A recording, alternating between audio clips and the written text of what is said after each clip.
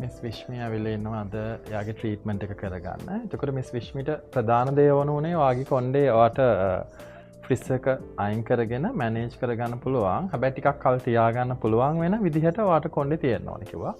ඉතින් ඇත්තටම මේ අපිට තියෙනවා කෙරටින් බෝටොක්ස් වර්ග ගොඩාක් තියෙනවා. සමහර ඒවා තියෙනවා ස්ට්‍රේට් ඉෆෙක්ට් එනවා. සමහර ඒවා තියෙනවා ෆ්‍රිස් එක විතරක් අයින් කළා ඔයාගේ නැචරල් කොණ්ඩේ මැනේජ් වෙනවා. ඒක නිසා මම යාට සජෙස් කරා ට්‍රීට්මන්ට් එකෙන් ඔයාට ටික කාලයක් තියාගන්න පුළුවන් වෙන්න. මොකද ඔයගොල්ලෝ ජොබ් කරන අයනේ. එතකොට ඔයාට ඒක මේ බලා ගන්න පහසු වෙන්න. අපි බලමු කොයි විදිය චේන්ජ් එකක්ද ඔයාට එන්නේ. ඒ වගේම ඔයාගේ ෆ්‍රිස් එක කොච්චර අයින් වෙනවද කියලා බලමු. දවස් තුනෙන් අපි කට් එක ක්‍රියේට් කරලා කොහොමද බලමු අවුට්පුට් එක ආවේ. මේ තියෙන මිස් විශ්මිගේ ට්‍රීට්මන්ට් එකේ අවුට්පුට් එක. ඔයාගේ ෆ්‍රිස් එක අයින් වෙලා තියෙනවා. ඔයාට මැනේජ් කරන්න පුළුවන්. ඔයාට ලොන්ග් ටිකක් තියාගන්න ඕනේ කියලා කිව්වා. එතකොට මම ඒක නිසා ඔයාට පොඩි ස්ට්‍රේට් ඉෆෙක්ට් එකක් එක්ක තමයි ඔයාගේ ෆ්‍රිසිනස් එක අයින් කරේ.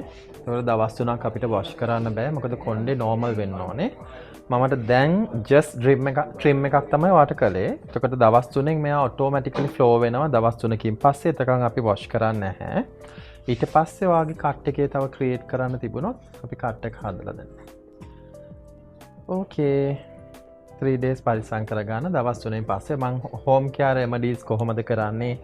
එතකොට මේ වගේ ප්‍රෝටීන් කරාම අපිට සමහර ලාවට ස්කැල්ප් එකේ ඉචිනස් එන්න පුළුවන්, ඩ්‍රයි ස්කැල්ප් ඩැන්ඩ්‍රොෆ් එන්න පුළුවන්. මොකද හේතුව ඔයා කාලයක් තිස්සේ මුකුත් කරන්නේ නැතුව ඉඳලා ස්කැල්ප් එක මේවා සෙන්සිටිව් නේ. එතකොට අපි ප්‍රෝටීන් මොන හරි යූස් කරනකොට මෙයා ප්‍රශ්න වෙන්න පුළුවන්. එතකොට එයාව ඔයාට ගෙදරදී බලා ගන්න මම දවස් 3න් පස්සේ කොහොමද ඔයා ඒවා කරන්න කියලා මම ඔයාට ඉන්ස්ට්‍රක්ෂන්ස් දෙනවා.